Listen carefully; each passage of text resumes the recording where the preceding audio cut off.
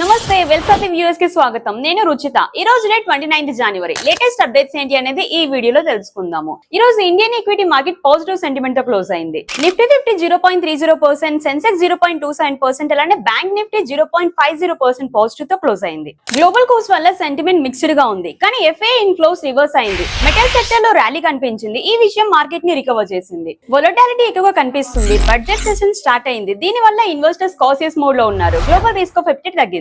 Selling pressure dominate అయింది initial గా, కానీ డిఐ స్ట్రాంగ్ బయింగ్ వల్ల మార్కెట్ స్టేబుల్ గా అయ్యింది. Global uncertainties like US China trade tensions impact చేసింది. కోర్ రీజనింగ్ లో రష్యా ఉక్రెయిన్ వార్ అప్డేట్స్ వల్ల క్రూడ్ ఆయిల్ ప్రైసెస్ పెంచింది. ఈ ఎస్కలేషన్ ఎమర్జింగ్ మార్కెట్స్ ని ఎఫెక్ట్ చేస్తుంది. ఎఫ్ఐఐ బిహేవియర్ కాషియస్ గా ఉంది. మిడిల్ ఈస్ట్ కాన్ఫ్లిక్ట్స్ లో యుఎస్ థ్రెట్స్ టు ఇరాన్, ఈ జియోపాలిటికల్ అన్సర్టెనిటీ వల్ల gold, silver, safe haven demand ని పెంచింది. ఇండియాలో కమోడిటీస్ ఇంపోర్ట్ కాస్ట్ పెంచింది. యుఎస్ చైనా టెన్షన్స్ లో trade policy shifts, tariff threats వల్ల global money US bonds and dollar assets వైపు మూవ్ అయింది. ఈ విషయం ఇండియాలో క్యాపిటల్ ఫ్లోస్ ని ఇంపాక్ట్ చేసింది. డెప్ట్ ఫండ్స్ కి ప్రిఫరెన్స్ పెంచింది. గోల్డ్ ప్రిఫరెన్స్ ఎక్కువ కనిపించింది. ఈ safe haven shift geopolitical risk వల్ల జరిగింది. Policy uncertainty like US threats, ఈ విషయం రూపీ ప్రెజర్ ని పెంచింది. Emerging market currencies overall weak అయ్యాయి. సెక్టర్ లో ఐపీఓ బూమ్ కంటిన్యూ అయింది. గ్లోబల్ లీడర్ గా ఇండియా ఎమర్జ్ అయింది, కానీ సమ్ అప్రూవల్స్ ఎక్స్పైర్ అవుతున్నాయి. మార్కెట్ మోడ్ కాషియస్ గా ఉంది. జియోపాలిటికల్ అన్సర్టెనిటీ ఎక్కువగా ఉండడం వల్ల investors wait and watch mode లో ఉన్నారు.